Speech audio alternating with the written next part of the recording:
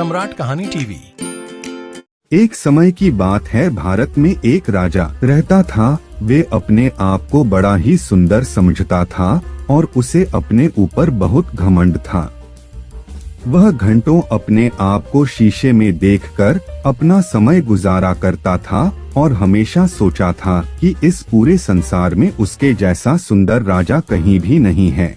वह अपने लिए सुंदर से सुंदर कपड़े और अच्छे से अच्छे जेवर बनवाता था और उन्हें पहनकर खुद को शीशे में देखकर बड़ा ही प्रसन्न होता था।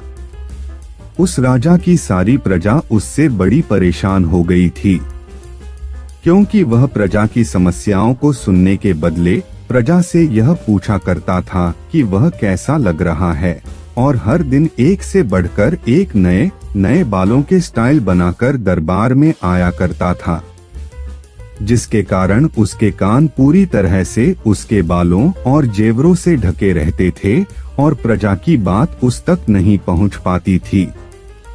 इस राजा में एक कमी थी जो सिर्फ राजा के शाही नाई को ही पता थी।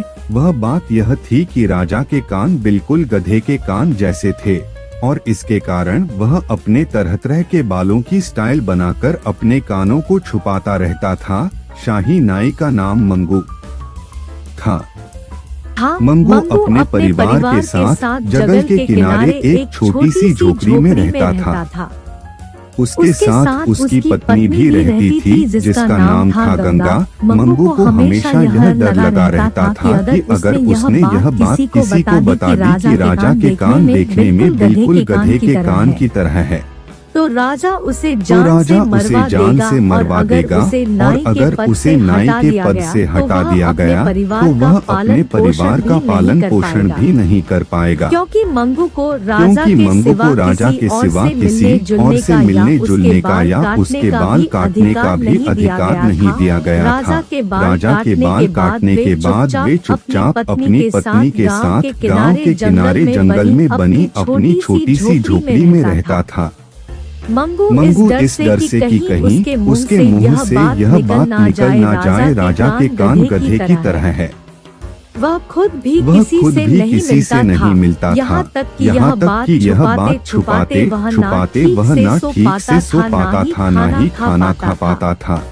वह बड़ा ही दुख भरा जीवन बिता रहा था। उसका ऐसा हाल देखकर एक बार उसकी पत्नी गंगा ने कहा, आखिर तुम्हें क्या हो गया है? जब से तुम शाही नाई बने हो, ना ठीक से खाते हो, ना पीते हो, ना ही कहीं जाते हो, ज्यादातर समय हमारे घर के पास बहने वाली नदी को देखने में बिताते हो। पहले जब तुम शाही नाई नहीं थे तो हम ज्यादा खुश रहते थे, कम से कम हम लोगों से मिलते जुलते और अपना समय खुशी से बिताते थे। नाई ने अपनी पत्नी से कुछ भी नहीं कहा। वह दौड़ता हुआ नदी के किनारे चला गया और वहाँ बैठकर चुपचाप पानी को देखने लगा। गंगा बड़ी परेशान हो गई और वह भी मंगू के पीछे आ गई। नदी के किनारे चारों तरफ इमली के पेड़ लगे हुए थे। गंगा बोली, मैं तुम्हारी पत्नी हूँ, आखिर क्या परेशानी है? एक बार बताओ तो मैं किसी को नहीं बताऊंगी, विश्वास करो। किसी को नहीं बताऊंगी। मंगू बोला, गंगा तुम्हें पता है हमारे महाराज के कान गधे की तरह है, लेकिन अगर मैंने यह बात किसी को भी बता दी तो महाराज मुझे मृत्यु दंड दे देंगे। मुझे समझ में नहीं आता कि कहीं मैं किसी के सामने यह बात बोल ना दूं, इसलिए मैं किसी से नहीं मिलता। लेकिन इसके कारण मैं बहुत दुखी हूँ, क्योंकि मुझे अपने मित्रों की बहुत याद आती है। मैं एक एक करके सबको खो रहा हूँ। और मंगू गंगा को पकड़कर रोने लगा। इमली के पेड़ मंगू की कही हुई सारी बातों को अपने अंदर सोख रहे थे। मंगू की पत्नी ने वादा किया कि वह यह बात किसी को नहीं बताएगी, लेकिन जल्दी ही वह यह बात किसी न किसी को बताने के लिए बेचैन होने लगी। बात इसलिए एक दिन वह इमली के पेड़ों के पास गई और वहीं पर चुपचाप धीरे धीरे पेड़ों को गले लगाकर कहने लगी कि तुम्हें पता है राजा के कान गधे की तरह है। और इस तरह से यह बात पेड़ों के कान गधे की को तरह बताने के बाद उसका मन शांत हो गया और वे अपने घर वापस आ गई।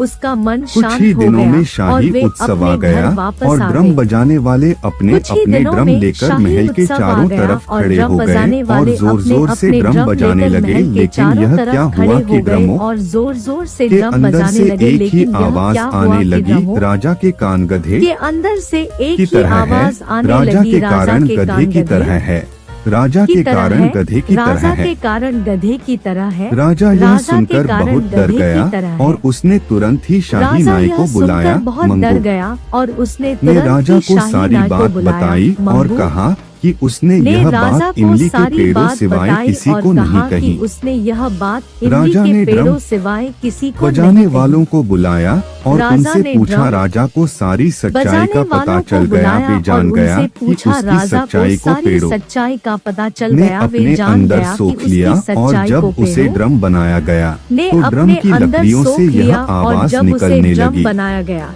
तो इससे ड्रम की पहले कि लकड़ियों वह से नाई यह आवाज निकलने या ड्रम लगी। बजाने वालों इससे पहले कि को वह सजा नाई देता, राज्य के या मंत्री ड्रम ने बजाने कहा वालों इससे कोई फर्क को नहीं सजा पड़ता देता। कि राजा के राज्य कान के कैसे मंत्री ने हैं। कहा, अगर राजा इससे प्रजा कोई को प्यार फर्क करता नहीं है पड़ता कि और राजा उनकी के सारी कान कैसे मुसीबतों हैं। को दूर अगर करता है। राजा प्रजा को प्यार करता है राजा और उनकी को सारी सारी मुसीबतों बात को समझ दूर में आ करता गई है। और उसके बाद वे राजा संसार का सबसे को अच्छा सारी राजा बात बना समझ में और आ उसकी गई प्रजा और को उसके फिर बाद कभी वे कोई संसार दुख का नहीं सबसे हुआ और अच्छा किसी राजा को बना यह भी और याद उसकी नहीं प्रजा आया को कि फिर राजा कभी के कारण कोई दुख गधे नहीं हुआ और किसी की को तरह यह है। भी याद नहीं आया कि राजा हमें के कारण अपने गधे काम को दिल से और की अच्छी तरह है। तरह से करना चाहिए, हमें अपने तभी हम काम को लोगों दिल की से नजरों में और अच्छे अच्छी तरह इंसान से बन करना पाएंगे, चाहिए, चाहे तभी हममें हम लोगों कितनी की भी नजरों खामियां में क्यों ना अच्छे हो। इंसान